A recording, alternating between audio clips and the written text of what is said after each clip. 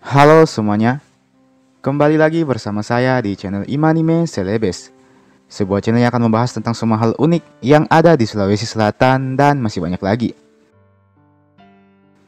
Di video kali ini, kita akan kembali melanjutkan serial Ila Galigo.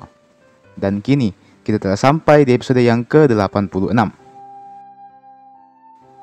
Oke, sebelum kita masuk ke pembahasan, seperti biasa, saya mau mengajak teman-teman semua buat yang belum subscribe, supaya bisa terlebih dahulu tekan tombol subscribe-nya, supaya channel ini bisa terus berkembang dan memberikan informasi, hiburan, serta wawasan kepada kita semua.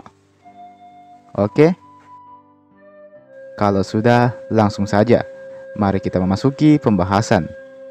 Inilah dia Ila Galigo series episode yang ke-86.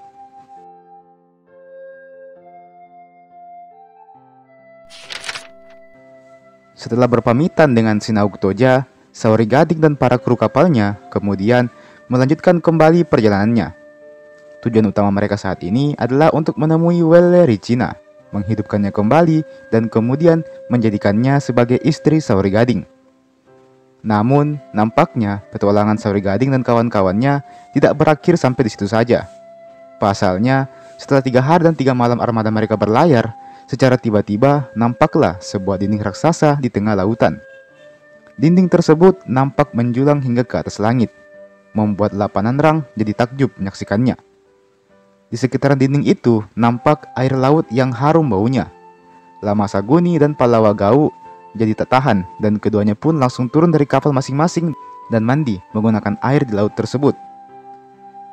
Rupanya dinding tersebut adalah sebuah perbatasan antara kerajaan bumi dengan salah satu kerajaan langit. Lapananrang dan kawan-kawannya nampaknya telah berlayar di sebuah lautan yang teramat sakral karena bisa menghubungkan mereka langsung dengan kerajaan langit. Sementara itu, di dalam dinding tersebut terdapat sebuah istana yang cukup megah. Di dalam istana tersebut terdapat seorang ratu bernama Batara Mega. Batara Mega secara tidak sengaja menyaksikan beberapa kapal raksasa di luar dinding yang nampak sedang berusaha memasuki wilayah kekuasaannya.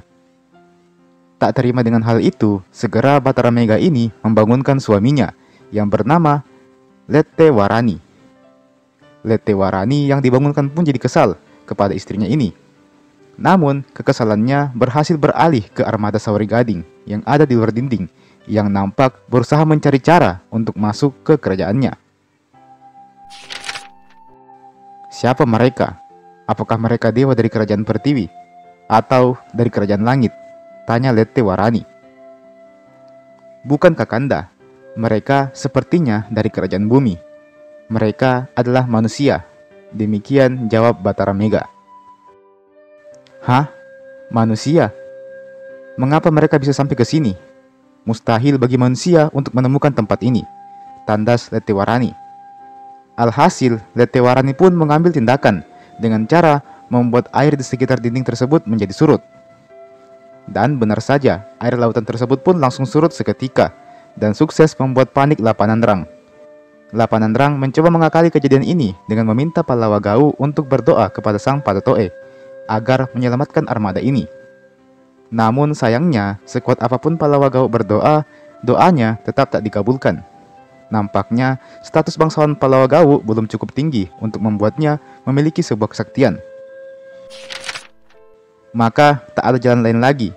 Segera Lapananrang masuk ke bilik Saori Gading dan membangunkan tuannya itu, yang sedari tadi memang lagi asik tidur siang. Saori Gading yang baru terbangun pun langsung kaget menyaksikan bahwa dia telah kelewatan banyak peristiwa besar hari ini. Maka, Saori Gading langsung duduk dan berdoa kepada Sang Patetoe, meminta agar air laut yang surut itu bisa dibuat menjadi pasang lagi. Dan benar saja, doa Saori Gading ini berhasil dikabulkan, dan air laut pun kembali melimpah, membuat armada Saori Gading selamat dan tidak jadi terjebak di dekat dinding tersebut. Namun, cobaan nampak belum usai. Terdengar teriakan Lamasaguni dari kejauhan. Lamasaguni nampaknya melihat beberapa kapal perang dari dalam dinding itu yang sedang berusaha untuk mengejar mereka. Nampaknya Letewarani tak mau mengasihani para manusia yang mengganggu tidur siangnya itu. Dia ingin memberikan hukuman kepada Saori Gading dan para kru kapalnya. Lantas, siapakah sebenarnya Lettewarani ini? Lettewarani ini sejatinya adalah anak bungsu dari sang Patetoe, atau dengan kata lain, dia adalah adik dari Batara Guru, yang merupakan kakek dari Saori Gading. Ya, secara tidak langsung, Saori Gading sedang berhadapan dengan adik dari kakeknya. Berbeda dengan Batara Guru, Lettewarani adalah sosok yang angkuh dan sombong. Sikap sombongnya ini membuat dirinya mendapat hukuman dari sang Patetoe dan diasingkan ke wilayah pinggiran Kerajaan Langit, yang mana tempat itulah yang saat ini didatangi oleh rombongan Saori Gading. Lama Saguni yang mendapati pasukan tersebut menggunakan baju perang langsung berinisiatif untuk maju dan melawan. Namun segera Lapanandang menenangkan sepupunya ini. Dia percaya bahwa sebelum perang dimulai harus ada perundingan terlebih dahulu untuk memastikan perang ini tidak terjadi secara percuma. Alhasil, Lapanandang pun menemui pemimpin dari pasukan tersebut, yang ternyata meminta upeti dalam jumlah besar sebagai akibat telah berani sampai di perbatasan Kerajaan Langit ini. Lapanandang coba menjelaskan bahwa mereka tak punya niat untuk ke Kerajaan Langit. Ini murni karena kesalahan pelayaran semata. Namun, tanggapan tersebut tak diterima, membuat keadaan menjadi semakin genting. Dan pada akhirnya, jalan terakhir hanyalah melalui peperangan. Segera setelah Lapanandang kembali ke kapalnya, dia langsung berbalik dan memerintahkan seluruh armadanya untuk maju dan menyerang kapal tersebut. Peperangan pun tak dapat dihindari. Pallawa Gau dan Lama Saguni maju dari sisi kiri dan sisi kanan dan melibas habis semua pasukan dari Kerajaan Langit tersebut. Lama Daremeng bersama dengan sepupu Saori Gading lainnya berkumpul untuk melindungi Saori Gading yang dari tadi sebenarnya mau ikut maju menyerang, tapi ditahan-tahan oleh Lama Daremeng. Sebagai gantinya, Lapanandang yang maju dan berhadapan dengan panglima dari Kerajaan Langit tersebut. Pertarungan sejatinya tak berlangsung lama. Pasukan Lama Saguni menjadi bintang utama kali ini, di mana dia sendirian saja sudah membantai lebih dari ratusan prajurit Kerajaan Langit.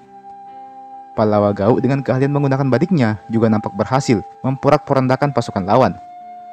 Lapanandang juga berhasil mengalahkan komandan utama pasukan tersebut. Namun, dia tidak membunuhnya dan membiarkannya kabur begitu saja. Lama Saguni hendak mencoba mengejarnya, namun Lapanandang segera memberi isyarat untuk membiarkan orang itu kabur saja. Biarlah dia melaporkan kepada bosnya kalau kita bukan pasukan sembarangan. Demikian ucap Lapanandang. Lama Saguni pun segera menyarungkan kembali badiknya dan membiarkan para pasukan dari Kerajaan Langit itu lari terbirit-birit. Sepertinya pasukan Saori Gading memang terlalu kuat untuk level penduduk langit sekalipun. Singkat cerita, sampailah berita itu kepada Lettewarani, yang mana tentu saja berita tentang kekalahan memalukan pasukannya itu sukses membuatnya marah bukan main. Siapa sebenarnya para manusia ini? Mengapa mereka bisa sekuat ini? Jangan-jangan mereka adalah anak cucu dari Batara Guru, satu-satunya orang yang bisa sejajar derajatnya denganku. Demikian pikir Lettewarani. Alhasil, dia pun segera mengenakan pakaian perangnya. Dia sendirilah yang akan pergi membantai pasukan Saori Gading. Bersamanya ikut pula beberapa ratus bahkan ribuan prajurit pribadinya, yang tentu kekuatannya di luar nalar manusia. Kedatangan rombongan Lettewarani ini segera diketahui oleh Lama Saguni, yang memang selalu menjadi ujung tombak pasukan Saori Gading. Dari kejauhan nampak petir menyambar-nyambar. Cuaca nampak mendung. Gemuruh guntur membuat siapapun pasti merinding menyaksikan hal itu. Lama Saguni menyadari bahwa lawannya kali ini adalah seorang dewata. Sedikit bergetar lutut Masaguni, namun dia menyadari bahwa ada kesenangan dalam setiap pertarungannya. Dia senang menghadapi lawan yang kuat. Dia senang menyaksikan lawannya menderita. Dan dia teramat menikmati setiap luka yang diterimanya saat berperang. Adalah satu kesempatan langka bisa beradu badik dengan seorang dewa. Maka Lama Saguni pun langsung mengambil kuda-kuda. Lapanandang dari kejauhan nampak mencoba menghentikannya. Namun kali ini saja Lama Saguni tidak tertarik untuk menghentikan nafsu bertarungnya. Kini dia siap maju seorang diri melawan Lettewarani. Lantas, siapakah yang akan memenangkan duel tersebut? Akan kita lanjutkan lagi pada episode berikutnya.